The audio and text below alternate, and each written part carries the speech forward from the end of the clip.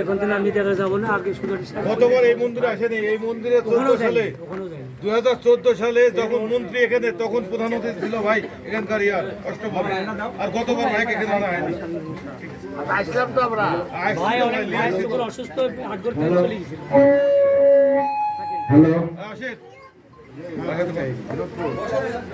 এই মুহূর্তে আমাদের গ্রামে উপস্থিত হয়েছেন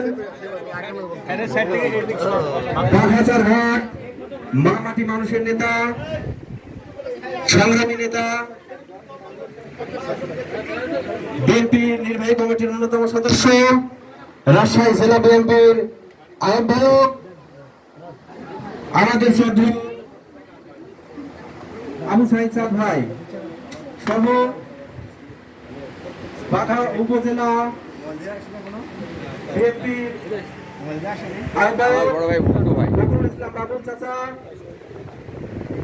সহ রাজশাহী জেলা বিএনপি ছাত্র দলের আহ্বায়ক আমার ছোট বন্ধু সালাউদ্দিন আহমেদ শামীম সরকার, আমার 4 নং মণিগ্রাম ইউনিয়ন বিএনপির সভাপতি সাধারণ সম্পাদক চৌধুরী মুকুল চাচা সহ বিশিষ্ট ব্যবসায়ী এবং বিএনপির সাংগঠনিক কালু সাদুল ইসলাম কালু নেতা আমাদের কাইমুদ্দিন ভাই এবং 4 নং মণিগ্রাম ইউনিয়ন বিএনপির সাংগঠনিক সম্পাদক সাদুল ইসলাম কালু চাচা সহ আমার আশপাশের বিএনপির নেতৃবৃন্দ, প্রতিটা ওয়ার্ড এবং ইউনিয়ন থেকে আগত সবাইকে বীরপুর গ্রামের পক্ষ থেকে শারদীয় শুভেচ্ছা এবং অভিনন্দন। আমি আবু সাইদ চাঁদ ভাইকে একটি কথা বলে আশ্বস্ত করতে চাই, গত 5 জুলাই অভ্যুত্থান এরপরে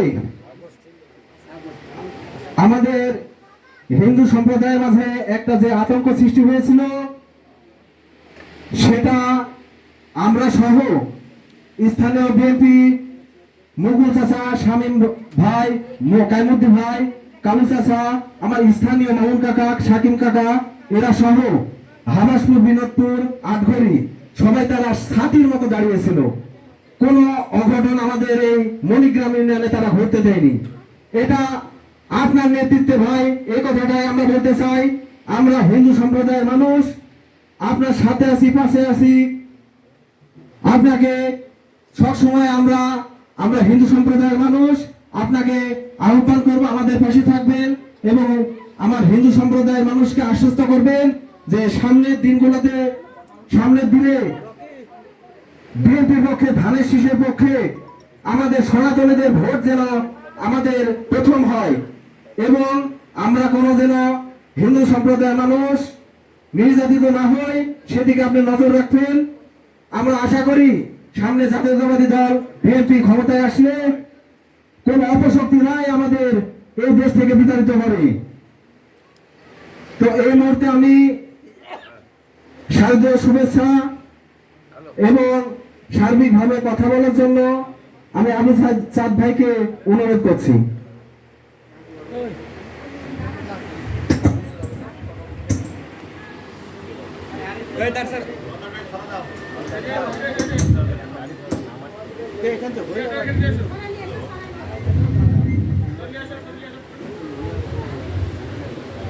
আজকে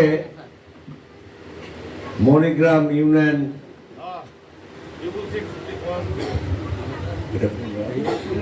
বিনোদপুরে শারদীয় পূজা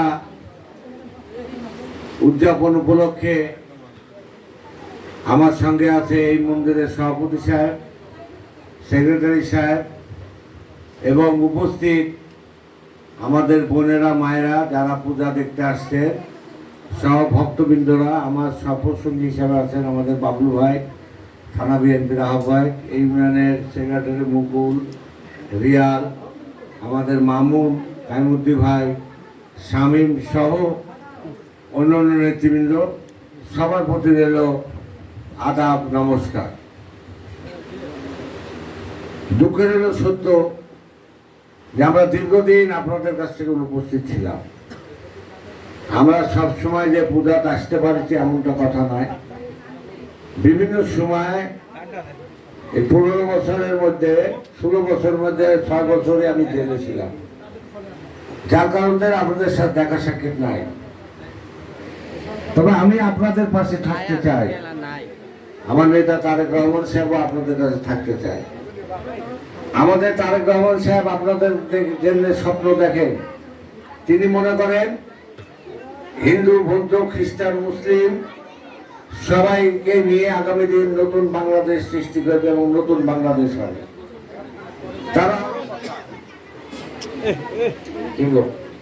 তারও আরো কথা যে একটা হিন্দু মানুষ যাতে বাংলাদেশ থেকে ভারতে না যায়।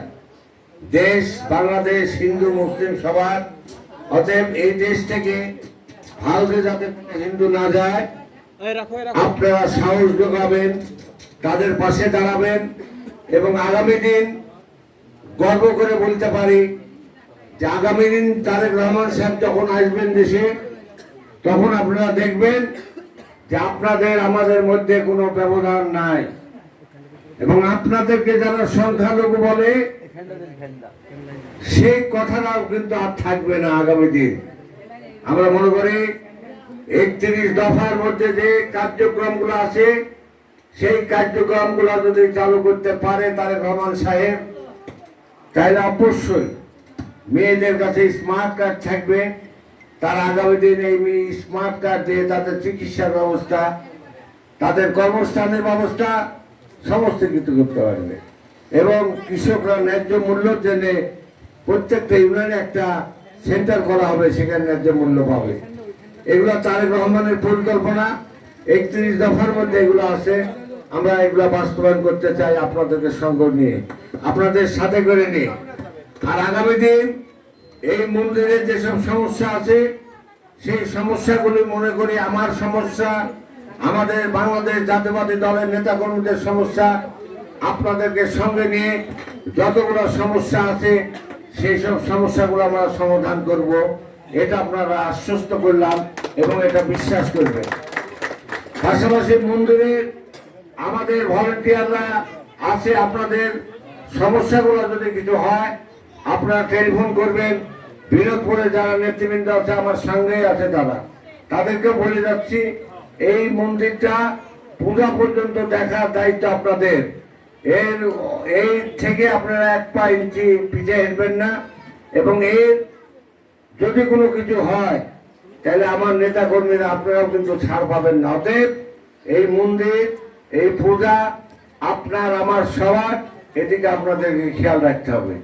পাশাপাশি আগামী দিন তারেক রহমানকে একটা সুযোগ দিবেন আপনারা, যাতে নতুন বাংলাদেশ সৃষ্টি করতে পারে, নতুন বাংলাদেশের স্বপ্ন যাতে তিনি সার্থক করতে পারে, সেজন্য আরেকটা সুযোগ দিবেন। এই বলেই আপনাদের সবারই সুস্বাস্থ্য কামনা করে আমি কথা শেষ করলাম।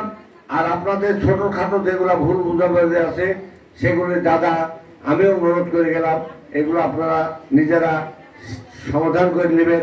উৎসবটা যদি